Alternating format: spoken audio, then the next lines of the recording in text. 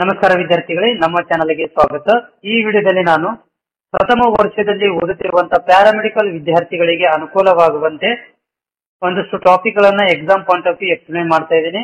So ಇವತ್ತು ಕೂಡ ನಾನು ಏನಂತಂದ್ರೆ nitric acid, manufacture of nitric acid ಅನ್ನ ಹೇಗೆ ಮ್ಯಾನುಫ್ಯಾಕ್ಚರ್ ಮಾಡ್ತಾರೆ, 5 ಮಾರ್ಕ್ಸ್ ಕ್ವಶನ್ ಅನ್ನು ಕೇಳ್ತಾರೆ. ಈ ಒಂದು ಟಾಪಿಕ್ ನಿಮಗೆ ಕೆಮಿಸ್ಟ್ರಿ ಸಬ್ಜೆಕ್ಟ್ ದಿಂದ ಬಂದಿರುವಂತದ್ದು. ಫಸ್ಟ್ ಇಯರ್ ಎಲ್ಲಾ ಕೋರ್ಸ್ಗಳಿಗೆ ಕಾಮನ್ ಆಗಿರುತ್ತೆ ಕೆಮಿಸ್ಟ್ರಿ. ಆ ಕೆಮಿಸ್ಟ್ರಿಯಲ್ಲಿ ಇರುವಂತಹ ಒಂದು topic nitric acid, manufacture of nitric acid. So ಈ ಒಂದು nitric acid formula, so nitric acid formula is HNO3. Nitric acid formula HNO3. So HNO3 ಅನ್ನ ಹೇಗೆ ಪ್ರಿಪರೇಷನ್ ಮಾಡ್ತೀವಿ, ಅದರ preparation of nitric acid by Ostwald process. So Ostwald process ಅವರ ಮುಖಾಂತರ, method ಮುಖಾಂತರ ನಾವು ಏನ್ ಮಾಡ್ತಾ ಇದೀವಿ, ನೈಟ್ರಿಕ್ ಆಸಿಡ್ ಅನ್ನ ಪ್ರಿಪರೇಷನ್ ಮಾಡ್ತಾ ಇದ್ದೇವೆ. ಸೊ ಈ ಒಂದು ನೈಟ್ರಿಕ್ ಆಸಿಡ್ ಅನ್ನ ಒಂದು ಸ್ಟೆಪ್ ಗಳ ಮುಖಾಂತರ ನಾವು ಇಲ್ಲಿ ಎಕ್ಸ್ಪ್ಲೇನ್ ಮಾಡ್ತಾ ಇದೀವಿ, ಹೇಗೆ ಪ್ರಿಪರೇಷನ್ ಮಾಡ್ತೀವಿ ಅಂತ 5 ಮಾರ್ಕ್ಸ್ ಕ್ವಶನ್ ಅನ್ನ ಕೇಳ್ತಾರೆ. A mixture of ammonia and oxygen in the ratio of 1:8 by volume passing into the converter. So first ಏನ್ ಮಾಡ್ತೀವಿ ಅಂದ್ರೆ ಅಮೋನಿಯಾ ಮತ್ತು ಆಕ್ಸಿಜನ್ ಅನ್ನ 1:8 ರೇಷಿಯೋ ಒಳಗಡೆ ಕನ್ವರ್ಟರ್ ಗೆ ಪಾಸ್ ಮಾಡ್ತೇವೆ. ಓಕೆ. ಸೊ ಎರಡನೇ point, the converter is containing platinum catalyst. ಅದು ಕನ್ವರ್ಟರ್ ಏನಿರುತ್ತೆ, ಕೆಟಲಿಸ್ಟ್ ಅನ್ನ ಹೊಂದಿರುತ್ತೆ, ಅದು ಪ್ಲಾಟಿನಿಯಂ ಅಂತ ಕರಿತೀವಿ.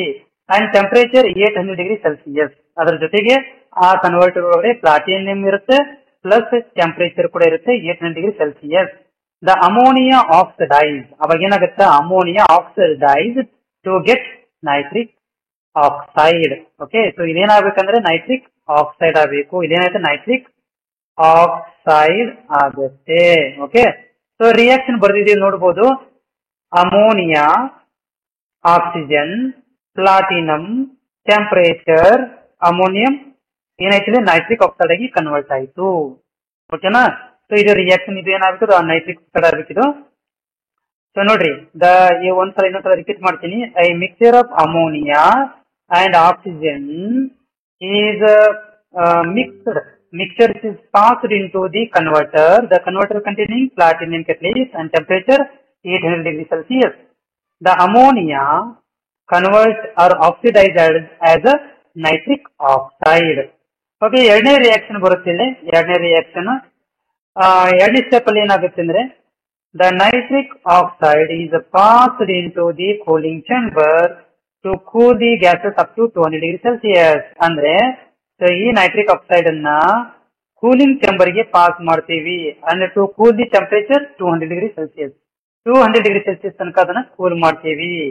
The cooled gases are passed into the oxidizing chamber.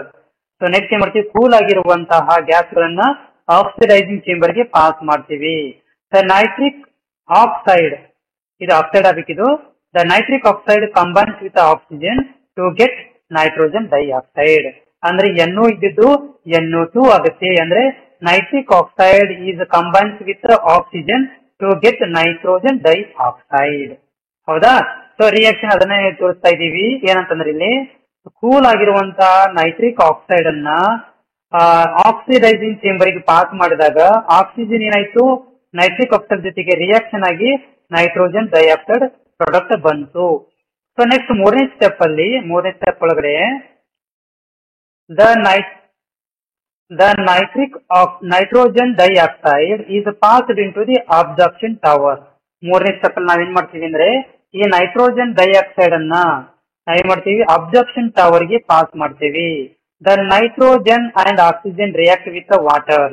ಇಲ್ಲಿ ಏನಾಗಬೇಕಿದು, ನೈಟ್ರೋಜನ್ ಆಕ್ಸಿಜನ್ ಆಗ್ಬಾರ್ದಿದು, ನೈಟ್ರೋಜನ್ ಡೈಆಕ್ಸೈಡ್, ನೈಟ್ರೋಜನ್ ಡೈಆಕ್ಸೈಡ್ ಮತ್ತು water combine to form dilute nitric acid. ಇದೇನಾಗುತ್ತೆ ಅಂದ್ರೆ ಇಲ್ಲಿ ನೋಡಬಹುದು ರಿಯಾಕ್ಷನ್ ಅಲ್ಲಿ the nitrogen dioxide and water combine to form nitric acid formation ಆಯ್ತು. ಸೊ ನೆಕ್ಸ್ಟ್ ಸ್ಟೆಪ್ ಅಲ್ಲಿ ಏನಂತಂದ್ರೆ ಇಲ್ಲಿ ಈ ಒಂದು ನೈಟ್ರಿಕ್ ಆಸಿಡ್ ಈಗ ಡೈಲ್ಯೂಟೆಡ್ ಇರುತ್ತೆ, ಈ ಸಿಕ್ಕಿರುವಂತಹ ನೈಟ್ರಿಕ್ ಆಸಿಡ್ ಡೈಲ್ಯೂಟ್ ಇರುತ್ತೆ.